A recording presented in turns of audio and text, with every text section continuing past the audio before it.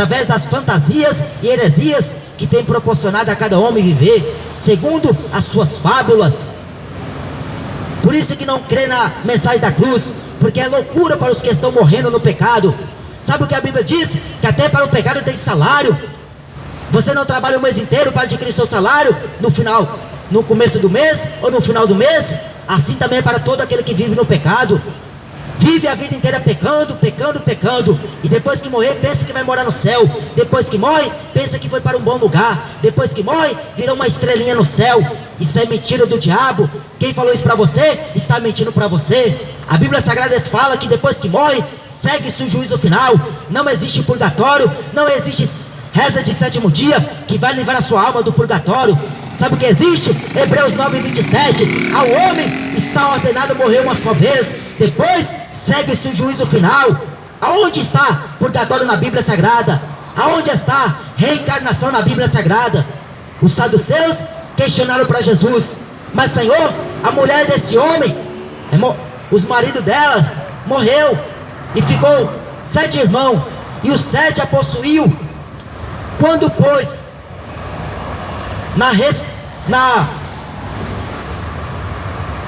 quando essa mulher vinha outra vez a esta vida, ela ressurgiu dos mortos e viver novamente, qual, pois, desses 7 será o marido dela? Porque todos a possuiu.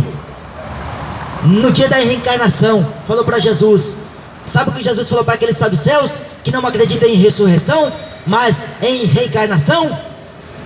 É esse povo aí do Allan Kardec, que crê em reencarnação. Fala que depois que a pessoa morre, vem aqui visitar o parente e sai escrevendo no livro o que o parente dela morreu há não sei quantos mil anos atrás, ou alguns dias passados. Jesus falou para eles: errais, não conhecendo as Escrituras e nem o poder de Deus, porque depois que morre, a Bíblia diz que não tem como o homem voltar mais para a vida. Continua acreditando nesses falsos profetas, nesses doutores da lei, que estão deturbando o Evangelho. Eu não cobro para pregar Evangelho. Não tem cara de Padre Marcelo Rossi, não tem cara de Papa Francisco, tampouco de Edir Macedo e Silas Malafaias. Eu prego aquilo que me foi dado de graça. Eu anuncio a salvação que existe em Jesus Cristo. E se você crê, você será salvo. Mas se você não crê, já está condenado. Não vai estar condenado, já está condenado. Sabe o que Jesus falou em João 12? Eu não vim julgar o mundo, mas eu vim salvar o mundo. Mas se alguém ouvir as minhas palavras, a Bíblia Sagrada, e não praticar, já tem quem o julgue. A palavra que eu tenho pregado é sua de julgar no último dia. Sabe qual vai ser o último dia? O dia do juízo final, o dia do grande nosso Deus. Oh, glória a Jesus, aleluias. É o dia de vingança do Senhor contra essa humanidade que gostava de rebolar funk, que gostava de assistir cinema, que gostava de assistir futebol. Essa geração vai estar clamando por misericórdia. E a Bíblia diz que todo olho vai ver, todo joelho vai ter que se prostrar, e toda língua vai confessar que só Jesus Cristo é Senhor, para a glória de Deus Pai. E cadê Maria, que tanto você clamou a ela, dizendo: roga por nós, Maria, agora e na hora da morte? Não vai estar lá, porque foi invenção, foi mentira que contaram a você. Maria não está à esquerda de Jesus, como a Igreja Católica afirma. Maria não se ascendeu ao céu, como o Papa fala. Maria não foi vista por mais de 500 testemunhas. Maria não apareceu a homem algum. Lourdes tampouco não faz milagre. O único que opera maravilhas e prodígios é Jesus. Diz em Atos capítulo 19 e versículo 11 que Deus, pelas mãos de Paulo, fazia extraordinários milagres, maravilhas, de sorte que até os lenços que Paulo mandava levar até o morto operava milagre. Os enfermos eram curados, os leprosos eram curados, os espíritos malignos saíam do corpo daqueles que estavam perturbando. Isso é o poder de Deus, é o poder do Evangelho. A igreja clama: Maranata, ora vem Senhor Jesus. porque nós já está farto dessa geração idólatra, dessa geração sodomita, dessa geração de gay, dessa geração de homossexual, dessa geração podre, essa geração que vai pagar um alto preço, porque está pisando no sangue da nova e eterna aliança, está pisando no sangue do concerto, da aliança que Deus fez ao seu servo Abraão, da aliança que Deus fez aos seus santos profetas, que no tempo futuro iria trazer a remissão, a restituição e a restauração ao povo de Israel. Mas como nós não vivemos judaísmo, e sim cristianismo, a Bíblia diz em Tiago capítulo 2 e versículo 5: porventura não escolheu Deus os pobres desta vida para se tornarem ricos na fé? Em Efésios 2 e versículo 8 está escrito: pela graça sois salvos mediante a fé.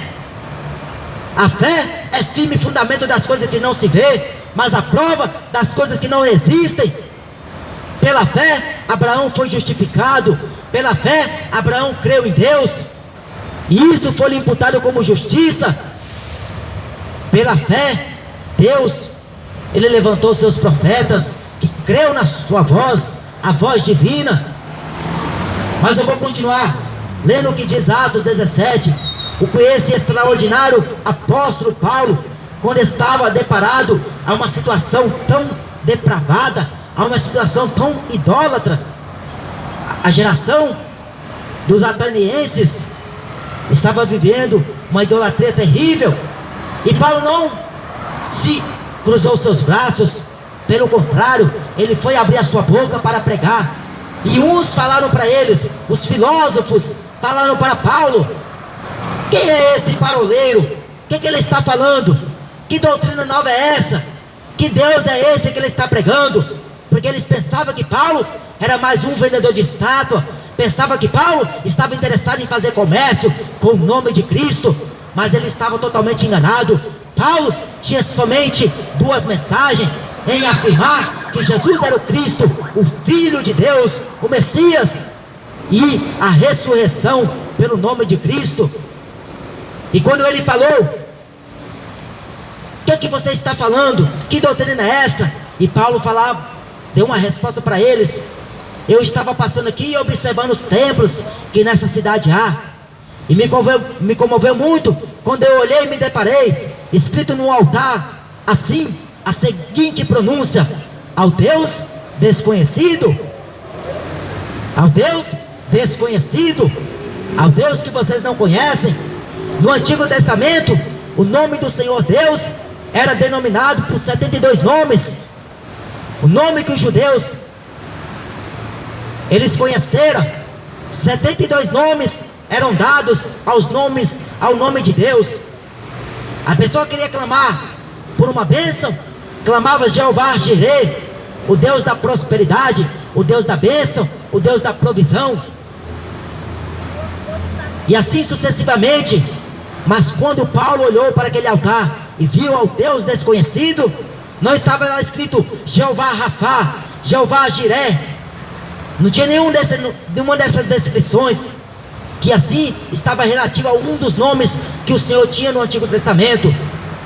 Mas aquilo comoveu muito o Paulo em seu espírito, e ele pegou expondo o evangelho que ele aprendeu, na revelação por Jesus Cristo, porque Paulo revela aos Gálatas dizendo que o que ele aprendeu não foi de sangue e nem de carne, mas foi por uma revelação dada por Cristo Jesus. E ele falou, dizendo assim, em Atos 17: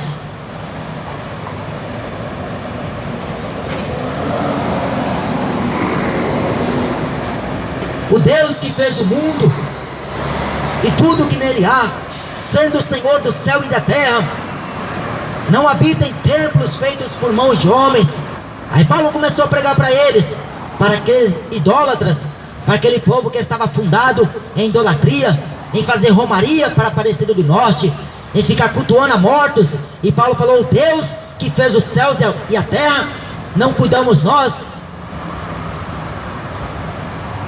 que ele seja feito por mãos de homens, e tampouco habita em templos feitos por homens, e nem tampouco é servido por mãos de homens, como que necessitando de alguma coisa, pois Ele mesmo é quem dá a todos a vida, a respiração a todos, e de um só fez toda a geração dos homens, para que habitar sobre a terra, determinando os tempos já dantes ordenados, e os limites da sua habitação, para que buscassem ao Senhor, se porventura tateando o pudessem achar, ainda que não está longe de cada um de nós, porque nele vivemos e nos movemos e existimos, como também alguns dos vossos poetas disseram, pois também somos a sua geração. E Paulo continuou pregando para aqueles povos que estavam adorando a um Deus desconhecido, porém que eles não sabiam que era exatamente Jesus Cristo a quem Paulo pregara.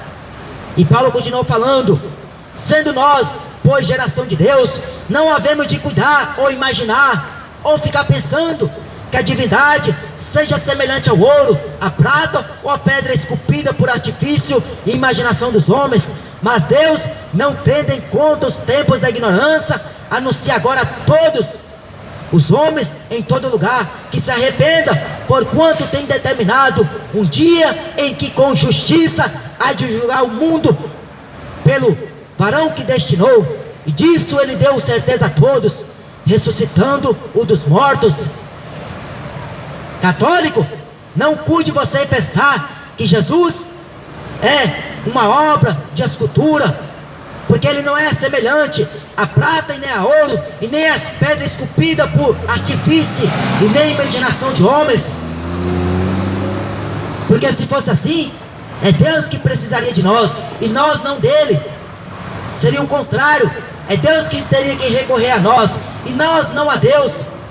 Mas como Deus foi bem em sábio em anunciar pela boca do apóstolo Paulo esta passagem linda e muito maravilhosa, em deixar bem claro que a divindade não é semelhante à prata e nem ao ouro. Então faz o seguinte: quando chegar na sua casa, pega aquela imagem de escultura e quebra aquele pedaço de barro que não presta para nada, pega aquele pedaço de gesso e joga no lixo, e aí começa a adorar o verdadeiro Deus, a invocar o seu nome. Lá em Atos capítulo 2, e versículo 21, está escrito assim: que todos os que invocar o seu nome serão salvos. Salvai-vos, pois, dessa geração perversa, essa geração maligna, essa geração depravada, essa geração adúltera, essa geração idólatra. Vai chegar o dia em que Jesus irá julgar o mundo com justiça. A justiça de Deus nunca falha. Para muitos ela demora, para alguns ela está tardando, mas para nós ela é a convicção certa e plena que vai chegar, porque Deus tem uma contenda com os moradores da terra, e em juízo entrará com o seu povo. Ai dos crentes que não pregou a verdade, ai dos evangélicos que diz que tinha Deus nas suas vidas, mas não quis passar a mensagem verdadeira do evangelho, porque estavam atrás de judaísmo, estava atrás de campanha, estava atrás de dinheiro, o Deus desse mundo, a riqueza, o Deus Mamon. Ai desses evangélicos gananciosos, avarentos, que não pregou a verdade para o povo se arrepender, porque não quiseram se arrepender das suas obras más. Ai desse mundo, porque estará comparecendo diante do julgamento de Cristo, e a Bíblia diz que a equidade de Deus é um julgamento justo. A base do trono de Deus é a justiça e o juízo. Deus está entronizado entre os querubins. A glória de Deus é tão poderosa que se Ele se manifestar hoje mesmo, ninguém suporta por causa do pecado. Moisés só conseguiu ver a Deus porque se escondeu atrás da penha, atrás da rocha, e a rocha, sabe quem é ela? É Cristo Jesus. Todos que quiserem ver a Deus vai ter que ficar atrás da rocha, atrás de Cristo, porque só através dele que nós conseguimos chegar ao Pai, só nele que nós conseguimos ver o Pai. Foi isso que Jesus falou: quem vê a mim, vê o Pai, e quem vê o Pai, vê a mim. Quem ouve a voz, Jesus falou, ouve a mim e ouve aquele que me enviou. Mas se eles não ouvem a voz, não ouve a mim e nem aquele que me enviou. O mundo vos odiará, o mundo vos aborrecerá, porque primeiro aborreceu-me a mim, primeiro negaram a mim. Esta é a mensagem do Evangelho. Arrependei-vos enquanto é tempo. Para de ficar adorando o diabo, esses ídolos da música, ídolos do futebol, esses ídolos do cinema. Para de ficar adorando os ídolos falsos e começa a adorar o Senhor Jeová, a nossa força infinita. De onde vem o nosso socorro? Não vem de Bolsonaro, o nosso socorro não vem de Aparecida do Norte, o nosso socorro não vem de Lourdes, não vem de Santa Rita, o nosso socorro vem do Senhor que fez os céus e a terra. É nele que nós devemos recorrer, a Ele que nós devemos pedir auxílio e fortaleza. É no Senhor Jesus Cristo, o único que nos pode dar alguma coisa. A Bíblia diz em João 15: se fizerdes a minha vontade e permanecer na minha palavra, pedi tudo e vos será concedido. Mas tem que fazer essa vontade do meu Pai, porque nem todos querem obedecer esta palavra. A maioria quer obedecer às suas próprias vontades, o seu ego, a sua emoção, o seu consentimento, os seus sentimentos vãs, seus sentimentos inúteis, que não presta para nada. É por isso que você vê, a pessoa bate no peito e fala: eu vou seguir o que o meu coração está mandando, eu vou para onde os meus pés estão direcionando, eu vou para onde os meus olhos estão olhando.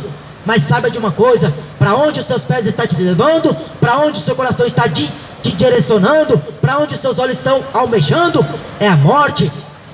Porque é o caminho ao homem que parece ser direito, mas o fim é morte.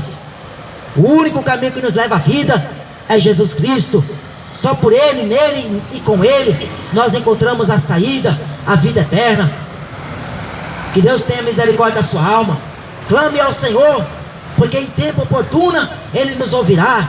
A Bíblia diz que Jesus nos deu livre acesso ao santuário do Pai, com ousadia e intrepidez, para que entrássemos na presença de Deus, na oração. Em Mateus 6, Jesus ensina como deve se orar ao Pai. E a oração que Ele ensinou é muito simples, é muito comovente e poderosa.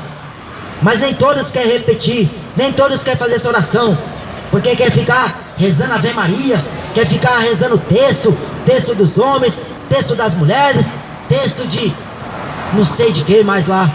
Mas a única oração é essa que Jesus ensinou. Quando entrar no seu quarto, você orará ao seu Pai que está em oculto, e o seu Pai que em oculto te vê, te recompensará em público.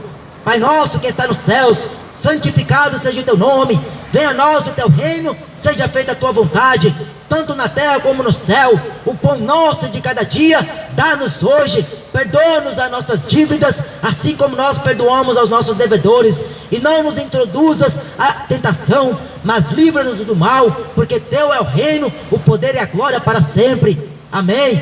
Esta é a oração que Jesus ensinou. Jesus não ensinou ninguém a orar Ave Maria, ninguém rezar Ave Maria. Os apóstolos não ensinaram esta mentira que os papas ensinam.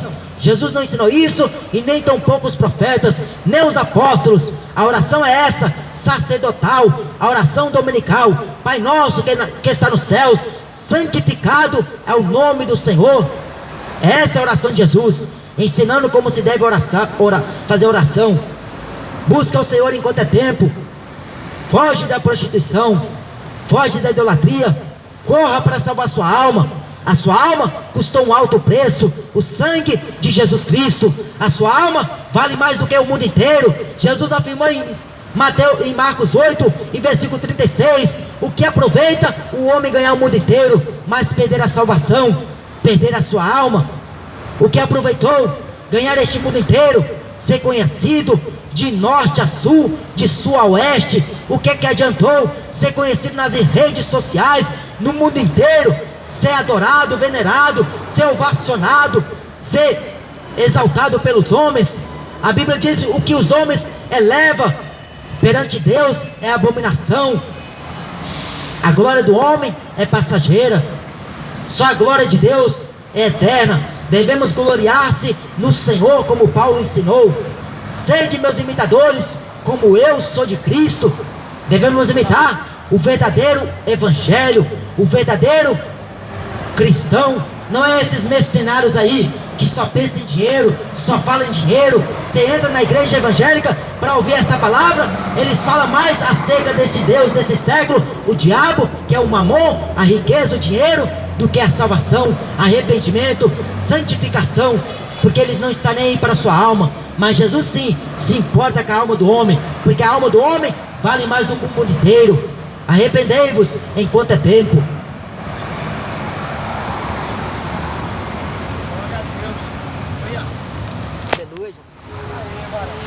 Amém.